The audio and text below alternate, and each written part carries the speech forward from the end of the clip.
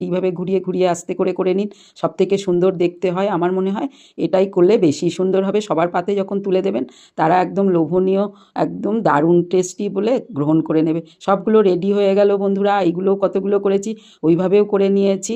চলুন এই প্রসেসটা সমস্ত বাকিগুলো আমি অনেকগুলো করে রেডি করে নিয়েছি, যা একটা দুটো খেলেই আপনার স্ন্যাক্স লাঞ্চ বক্স কিন্তু ব্রেকফাস্ট পূরণ হয়ে যাবে। আর মশলার পুরটা বানিয়ে রেখে দিলে যখন তখন দুটো চারটে করে বানিয়ে নিতে পারেন, বা এইভাবে অল্প ভেজেও তুলে রাখতে পারেন। সবগুলো গ্যাসের কাছে নিয়ে চলে এসেছি। গ্যাসটা মধ্যে কড়াটা বসিয়েছি, তেলটা দিয়েছি। ছোটো কড়ায় বেশ দারুণ ভাজা হয়। আমি আস্তে ধীরে তেলটা গরম করার পরে আস্তে করে দিয়েছি। গ্যাসটা দেওয়ার পরে দেখুন গরম তেলের মধ্যে ধীরে ধীরে ভাজতে হবে। যত তাড়াতাড়ি দেবেন পুড়ে যাবে আর খাস্তা হবে না। যেগুলো মিষ্টির দোকানে বিক্রি হয় সেই রকমই দেখুন একদম পুরো বানানোটা হয়েছে। ধীরে ধীরে ঘুরিয়ে ঘুরিয়ে ভাজলে ভিতর পর্যন্ত যেহেতু মুচমুচে হবে, টেস্টটা কিন্তু দারুণ।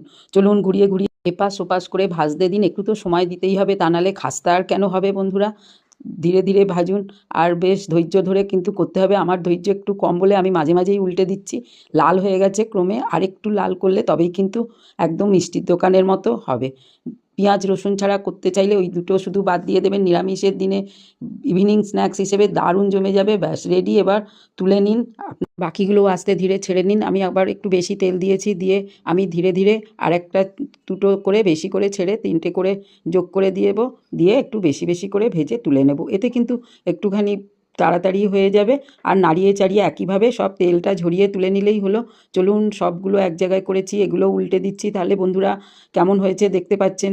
আর আস্তে ধীরে ভাজলেই তবে কিন্তু খাস্তাটা হবে। বারবার বলছি, ভেতরে পুর টইটুম্বুর একটুও ফাটবে না। এবার পরিবেশন করে দিয়েছি। চলুন সব রকমভাবে তৈরি করা এরকম বালুশাই আপনি যদি কুমড়ো দিয়ে বানান, কারুর সাধ্য নেই কাউকে না বললে আপনি কুমড়ো দিয়ে রেসিপিটা বানিয়েছেন। যাই হোক, একটু স্যালাড নিয়ে নিন পেঁয়াজ শসা কুচিয়ে, আর সঙ্গে একটু লঙ্কার আচার বা সস নিয়ে নিতে পারেন, যা হাতের কাছে আমাদের থাকে। এবার বসে পড়ুন ইভিনিং স্ন্যাক্সে। কতটা খাস্তা দেখুন। তাহলে বানিয়ে ফেলেছি বন্ধুরা, তাহলে আপনাদের কাছে দিলাম। এবার আপনারাও কিন্তু যে কোনো সময় বানিয়ে ফেলতে পারেন। এবং খাস্তা কুরকুরে এবার দেখুন ভাঙি কেমন হয়েছে, মুচমুচ করছে, ভেঙে যাচ্ছে, একদম খাস্তা দেখুন। তাহলে কি দোকানের মতো হয়নি মনে হচ্ছে?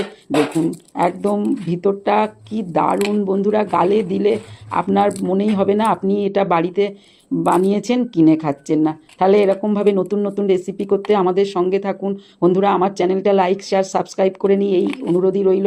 আর রেসিপিগুলো দেখুন তেল কম দিয়ে বানানো, স্বাস্থ্যের পক্ষে খুবই উপাদেয়। আমি সেভাবেই বানাই সমস্ত রেসিপি। মাঝে মাঝে এই রেসিপিগুলো তেল যোগ করে বানাই, কিন্তু ছাঁকা তেলে ভাজলে বেশি তেল সাধারণত ব্যবহার হয় না। আর ভেতরটা দেখুন কতটা সুন্দর।